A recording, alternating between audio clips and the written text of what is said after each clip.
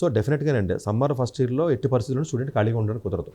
సరే మీరు అందరినీ చంపేస్తారా, లేదా అందరినీ చదువుకోమని చెప్తారా, లేకపోతే ఖాళీగా ఉండొద్దా, రిలాక్స్ అవ్వద్దా అని చెప్పేసి నన్ను తిట్టారు కానీ జనం అది డిఫరెంట్ పక్కన పెట్టండి, ఆ యాంగిల్ పక్కన పెట్టండి. ఇప్పుడు ఉన్నటువంటి దీంట్లో ఏంటంటే జనరల్గా అంటే ఖాళీగా ఉంటే ఇదేం చేస్తాడు, ఇదేం చేయడు, ఇంట్లో కూర్చుని మళ్ళీ మొబైల్ తీసుకుని మొబైల్తో ఉంటాడు, ఇంకో 4 బ్యాడ్ హ్యాబిట్స్ నేర్చుకుని మళ్ళీ కాలేజీకి వెళ్తాడు. ఇప్పుడు 8 వచ్చినాడు మళ్ళీ 7 వస్తాడికి, మళ్ళీ ఇంకో 4 నెలలు ఖాళీగా తిరిగాడు అనుకోండి, మళ్ళీ థర్డ్ ఇయర్కి వెళ్తే 6 వస్తుంది జీపీ. అంటే వేడి మీద ఉన్నప్పుడే వేడి చల్లారకూడదండి, మళ్ళీ చల్లారితే మళ్ళీ వేడి ఎక్కాలంటే కష్టం కదా. వేడి మీద ఉన్నప్పుడు వంగుద్ది ఏదన్నా ఐరన్ అయినా ఏదైనా. అందువల్ల ఏంటంటే ఈ చదివేవాడు పిల్లలు ఎలా ఉండాలంటేనంటే మధ్యలో మీరు రిలాక్సేషన్ టైం ఎక్కువ ఇవ్వకూడదు జనరల్గా. అందువల్ల అంటే ఆ పర్స్పెక్టివ్లో సరే నాలెడ్జ్ పర్స్పెక్టివ్లో డెఫినెట్గా వాళ్ళు సమ్మర్లో ఏదో ఒకటి చేయాలి. ఏది రాకపోతే జనరల్గా ఐఐటి భువనేశ్వర్లో అంటే సమ్మర్ రీసెర్చ్ బాగా జరుగుతుంది.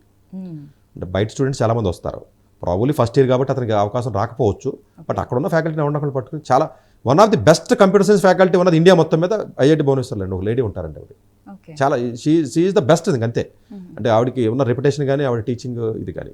సో భువనేశ్వర్లో సిఎస్ డిపార్ట్మెంట్ కొంచెం బెటర్ డిపార్ట్మెంట్ అండి. పర్టికులర్గా అంటే సమ్మర్ రీసెర్చ్ పర్స్పెక్టివ్లో 300 మంది 400 మంది ఉంటారు డెఫినెట్గా. సో ఎవరినో ఒకటి పట్టుకుని ఏదో రీసెర్చ్ చేసిన అక్కడే హాస్టల్లో ఉండేదో బాధపడటం తప్ప, ఏదైనా ఇంటికి వస్తే 4 రోజులు ఉండి మళ్ళీ వెళ్ళిపోవడం బెటర్ అంటే తప్ప మీరు సమ్మర్లో 3 నెలలు అనేది టైం వేస్ట్ చేయడం అనేది జనరల్గా అడ్వైజబుల్ కాదండి. ఏదో ఒకటి నేర్చుకుంటేనే బెటర్.